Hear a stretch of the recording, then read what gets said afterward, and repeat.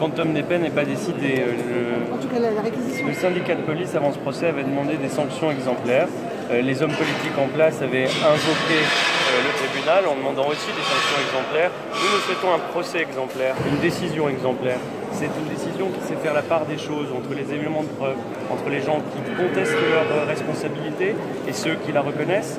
Et effectivement, pour quelqu'un qui se dit innocent, on ne peut pas imaginer que le tribunal fasse abstraction de ses moyens de défense. Et notamment, un des arguments qui est avancé par la défense, c'est qu'on ne peut pas, dans un état de droit, se servir d'un témoignage d'un fonctionnaire de police recueilli sous anonymat.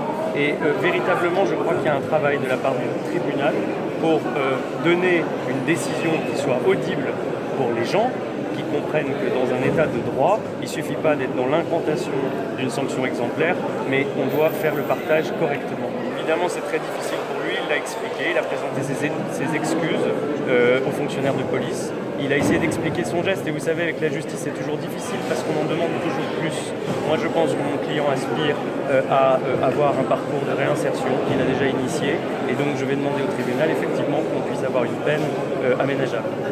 Réquisitions très sévères qui, à mon avis, suivent une logique. Depuis le début de ce procès, on a demandé des sanctions exemplaires. Nous, ce qu'on attend, c'est une décision exemplaire, mais pas dans le même sens. On entend comme décision exemplaire quelque chose d'apaisant, quelque chose qui dit que ce temps est fini, que les fonctionnaires ont le droit évidemment à leur sécurité, mais qu'on a aussi le droit de manifester dans notre pays et qu'il est important de dire le droit, c'est-à-dire de savoir dire aussi, lorsque quelqu'un est innocent dans un procès, qu'on doit le mettre à l'écart. Et donc nous sommes tous dans l'attente d'une décision juste. Votre client, il a reconnu les faits, il s'est même excusé. Est-ce que vous jugez que les réquisitions sont trop sévères à son endroit? Je trouve que la justice a toujours du mal à ne pas demander plus à ceux qui reconnaissent les faits, se sont excusés et sont dans cette logique d'attente d'un jugement d'apaisement.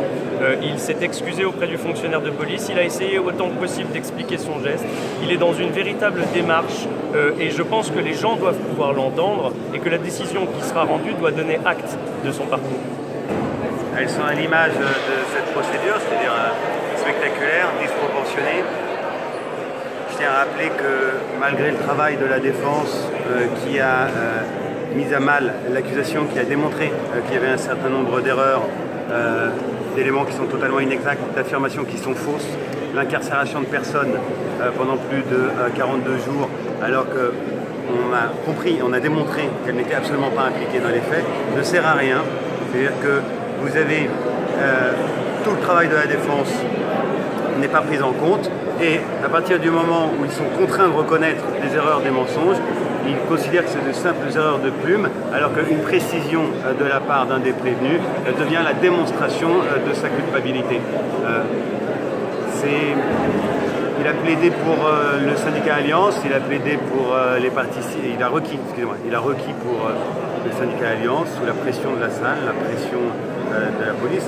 On verra ce que décidera le tribunal. Mais je rappelle quand même qu'il n'y a absolument aucun élément objectif qui implique cette détenue. Et je terminerai sur le dernier prévenu, donc ce fameux Suisse. Je rappelle quand même que tant le parquet que les juges d'instruction n'ont strictement rien fait pour tenter de l'interpeller. Et les autorités judiciaires suisses, au vu du dossier, ont considéré qu'il n'y avait même pas lieu de l'interroger. C'est vous dire si le dossier est vide. Et ça, ils se sont bien gardés de le rappeler durant leur réquisition. Il est certain que la pression des services de police dans cette affaire peut avoir des conséquences sur la décision. Déjà, elles en ont eu dans le cadre des incarcérations et dans le cadre des arrestations. Je vous rappelle quand même que les 4 premières personnes qui ont été interpellées et pour certaines incarcérées l'étaient sur la base d'un renseignement anonyme, ce qui ne s'est jamais vu. Donc, la démonstration du procureur disant qu'il y avait une enquête de flagrance, on a le droit d'arrêter les gens, non, il faut qu'il y ait des éléments autres qu'un renseignement anonyme. À défaut, tout le monde peut être arrêté dans le cadre d'une enquête de flagrance. On voit bien que sa démonstration ne tient pas juridiquement, mais pourtant elle a été validée par la chambre d'instruction. Et ça, c'est à la suite de la pression de la part des policiers, du syndicat de police et des politiques. C'est évident, je vous rappelle, juste pour terminer, il y a eu une voiture de police qui a été incendiée devant le commissariat du 18e arrondissement de Paris cet été.